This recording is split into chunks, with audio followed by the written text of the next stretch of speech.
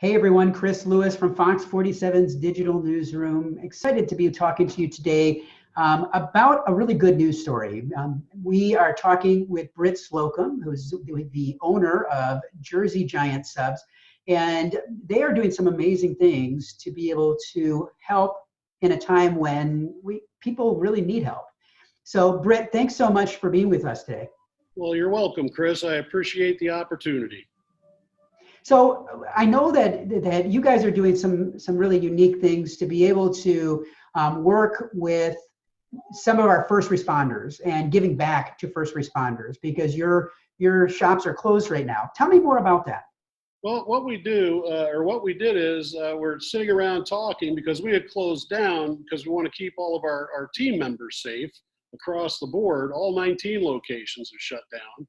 And what we have is all of this inventory that we spent good money on that we'll wind up throwing out, and our policies don't cover this kind of business interruption, or at least that's what they tell us. So rather than throw it out, we're like, well, what good can we do with this? So we've been doing a weekly donation to the St. Vincent's Home for Children. And I'm like, well, why don't we just take some bread out, we'll bake it, and we'll donate some food to the first responders, the frontline people at the hospitals this week. So my brother Mark, who owns Frandor and Okemos and DeWitt and Charlotte and a few other stores, and myself from Waverly and Grand Ledge here in the Lansing area, decided we'll do that. We each made up 100 subs at each of our locations at Frandor and Grand Ledge, and we ran them to the respective hospitals. Frandor, they ran out and did Sparrow, and the Grand Ledge crew came out, and we ran it all out to McLaren this morning. And very well appreciated by them because they are running around. And I'm not even allowed in the building. They had to come out in masks. I had a mask on and gloves and everything. It's this Orwellian dystopian kind of world we're in right now, It's a little weird. I can only imagine. You see stories about how things are really working in the hospitals.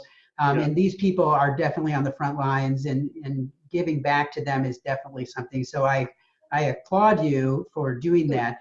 Now, do you have any plans to do anything else in the future like this?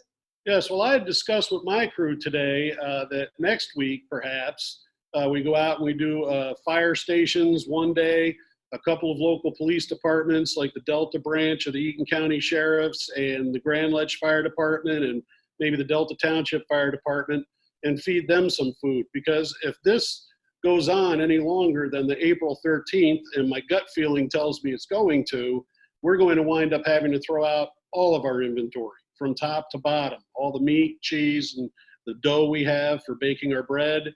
And what good is it doing anybody in a trash can? When you can go out and appreciate the people who are out there on the front line every day, not knowing who they're bumping into at any given time, and exposing themselves to the possibility of catching this horrible disease. So just a little way of saying thank you to all those folks.